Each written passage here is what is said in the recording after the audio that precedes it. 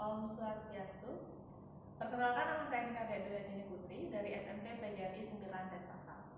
Adapun pada kesempatan kali ini saya akan melaksanakan praktikum mengenai cara kerja mata. Jadi tujuan dari praktikum kali ini adalah untuk mengetahui bagaimana prinsip kerja dari mata kita. Alat dan bahan yang digunakan dalam praktikum kali ini adapun sebagai berikut. Alat pertama yang digunakan yaitu adalah rel presisi. Jadi saya menggunakan 2 buah rel presisi. Kemudian ada kaki rel, ini untuk bagian sampingnya, dan yang ini untuk bagian penyambung rel presisinya. Setelah itu ada diafragma benda. Kemudian di sini ada bendanya. Setelah itu ada lensa cembung dengan fokus 100 mm. Kemudian ada layar yang digunakan untuk menangkap bayangan. Kemudian ada tumbakan berpenjepit. Di sini saya menggunakan 3 buah. Dan yang terakhir adalah sumber cahaya. Di sini saya menggunakan senter. Sumber cahaya ini bisa diganti dengan lilin nantinya ya. Untuk selanjutnya kita masuk ke langkah percobaan. Yang pertama kita akan merangkai alat yang akan kita gunakan terlebih dahulu. Yang pertama kita rangkai rel presisi ini menggunakan kaki rel agar menjadi satu kesatuan.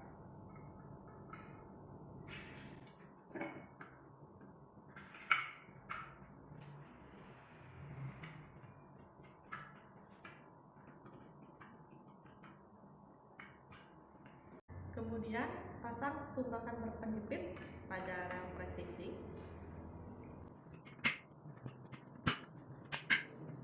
Langkah selanjutnya kita pasang benda pada diafragma benda.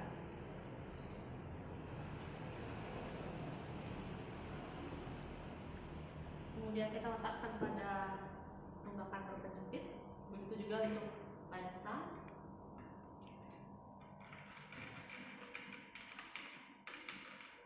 Dan layar penangkap. Kemudian karena ini kita akan mencari prinsip kerja pada mata, jadi letak benda itu akan terletak di 2 kali fokus lensa. Ini saya letakkan lensa pada angka 40. Kemudian benda itu akan terletak di angka 20 cm.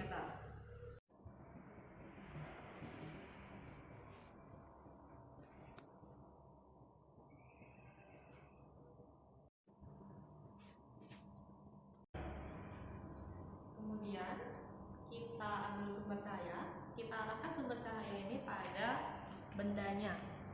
Nah, di sini tepat pada anak panahnya yang mengarah ke atas. Nah, kemudian kita lihat akan terbentuk bayangan pada layar penangkap. Tapi karena di sini di kamera tidak terlihat jelas menggunakan layar penangkap ini, maka saya akan menggunakan meja optik ini sebagai layar penangkapnya supaya bisa terlihat lebih jelas. Ya. Sekarang kita arahkan atau kita geserkan layar penangkap ini agar kita mendapatkan bayangan yang fokus dan tidak buram. Jadi bisa kita geser maju maupun mundur supaya kita mendapatkan bayangan yang fokus. Yang kita geser layar penangkap bayangan ini untuk mencari fokus bayangan yang dibentuk, agar bayangan yang dibentuk bisa terlihat dengan jelas. Nah, seperti ini bisa kita amati bayangan yang terbentuk sudah fokus dan dia nantinya akan terbalik dari arah benda yang sesungguhnya. dan bayangan yang dihasilkan itu lebih kecil daripada benda yang digunakan.